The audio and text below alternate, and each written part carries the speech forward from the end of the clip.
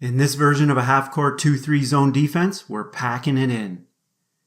Our goal is to defend the paint, limit dribble penetration, close out hard, contest all shots, and of course, defense doesn't end until we rebound the ball. I like to teach rotations based on where the ball is, while keeping in mind our goals. There are 8 different areas offensive players can go.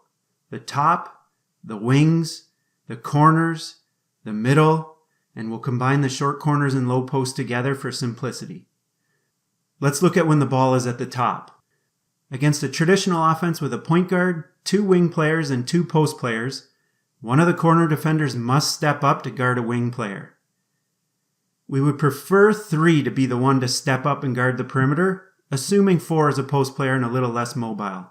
One of our goals is to limit penetration, and this is our best option.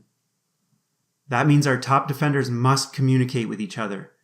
The point guard takes the ball, the other top defender takes the wing spot opposite 3. 2 weaknesses of a 2-3 zone are guarding the perimeter, and it can be susceptible to mismatches. With this rotation, we're trying to limit those inherent weaknesses. This rotation now has us looking like a 3-2 zone defense.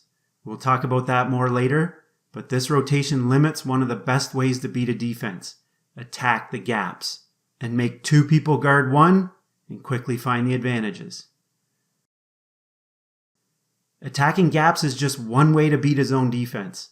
I have a great zone offense course that uses game film to help your team understand the 10 best ways to attack any zone defense. It also gives you a bunch of motion offenses to run. I've left the link in the description.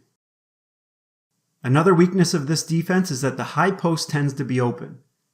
I'm not overly concerned about that because a lot of teams use a post player in the middle of a zone, and not many post players operate with great efficiency from 15 to 18 feet out.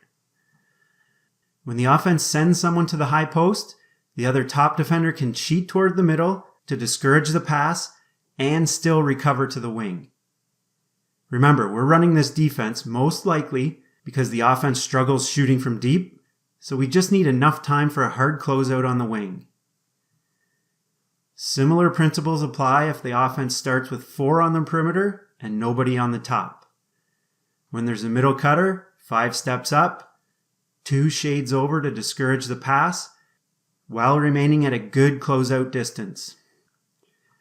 If the offense has 5 on the perimeter and the ball up top, then 5 will stay in the middle to protect the paint and shade toward the unguarded corner to discourage a skip pass.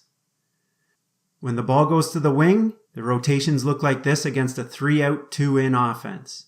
4 denies the post pass, 3 and 5 will be in help side, and 1 sags back to discourage middle passes and of course still recover to the top.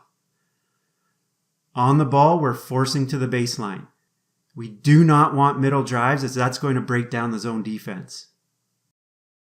As you can see here, a baseline drive is a lot less dangerous than a drive through the middle of the zone. If the post player flashes to the middle, 5 will step up, 1 helps to discourage the pass, 3 is in help side. If the first pass happens to go away from the other top defender, then 1 will come over and bump 3 off the ball. We don't ever want 2 players guarding the ball. 3 goes back to guard anyone in their zone. 5 stays in the middle, 4 is in help side, and 2 sags back to discourage a pass to the middle while still being able to recover to the top. If the post player flashes to the middle, we have the same rotations as the other side, just mirrored. When the ball goes to the wing in a 5-out offense, in this case again away from the other top defender, 1 bumps 3 to the corner, 2 and 3 shade toward the ball to discourage dribble penetration, 4 is in help side, 5 protects the paint and takes any middle flashers or cutters. I like to pressure the ball when it's in the corner and deny any players 1 pass away, whether it's short corner, low post, wing, or middle. In this instance, 5 protects the paint, 2 discourages a middle flasher, and 4 is in help side defense. If the offense sends a cutter through to the corner, 3 will communicate the cutter and pass them off for 4 to follow to the corner and 3 now takes the low post. 1 steps in to discourage a pass to the middle. 5 protects the paint. Usually when the ball's in the corner, the offense has overloaded one side of the court. We'll look at that scenario in a minute. If the ball gets to the middle of the zone, 5 steps up to guard the ball.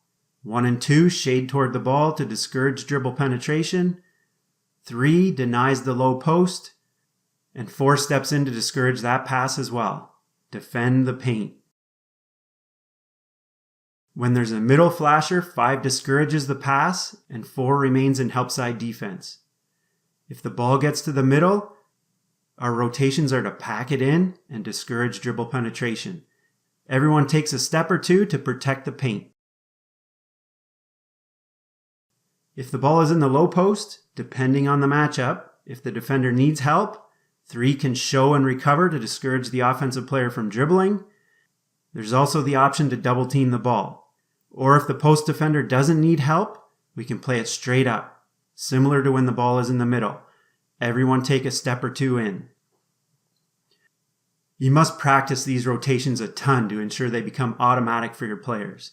Hesitation and uncertainty are silent killers of any zone defense. And silence itself will destroy your zone defense. Players must communicate their roles and call out when an offensive player cuts to a new area. The more the ball gets passed from side to side, the harder it is to guard the perimeter in the middle. The better your players know the rotations, the better they will be at contesting shots and recovering quickly. Another weakness of most zone defenses is rebounding. Sometimes it's difficult to find an offensive player in your area to box out, or there might be 2 in your area. One way to turn that weakness into a strength is to make sure that your players understand that a 2-3 zone defense does not always have to look like a 2-3 zone. Defensive players will need to rotate out of their zones to help during overloads and ball screens. Remember when we had that cutter going baseline? Well, the offense has overloaded one side, which causes our defenders to ignore their zone and distort the 2-3 formation. By over-rotating or distorting the zone, in this case 3 guarding the opposite block, you're not only helping to stop the ball, but also making it easier to defend the paint and box out. We're forcing the ball to the baseline, no middle penetration. If the ball handler drives baseline, our rotation has 3 stepping in to stop the ball, only if needed, 5 stops the dump-off pass to the post, and 1 defends the high post and keeps an eye on the top in case of a dive to the basket. Usually overloads will have players in the corner, middle, wing, and low post or short corner. In this case, I'd leave the furthest pass away open. Look at this possession. The offense overloads by sending a cutter to the corner. The top of the zone is guarding here. That leaves the corner defender to step up and take the wing, and the middle defender is forced to guard the cutter in the corner. This is a distorted 2-3 zone, but everyone is covered and a great contested shot. Let's dive more into this distorted zone concept. Ball screens. I like to keep it simple. Whichever zone the screener comes from, that defensive player will help on the ball screen. All other players must be aware and rotate accordingly. 3 takes the ball handler, 1 steps in to stop the roll to the basket, 2 and 4 are helping, and 5 denies the post pass. Here's a different rotation. The ball screen comes from the post player. 5 follows because there's nobody else to pass the offensive player off to and helps on the ball screen. The backside adjusts to protect the paint.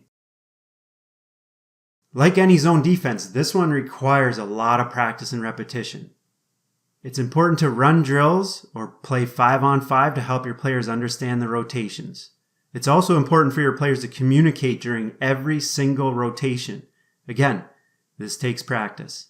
But once you have the hang of it, this defense can be a great option to not only slow down a high-powered offense, but also make them take low percentage shots.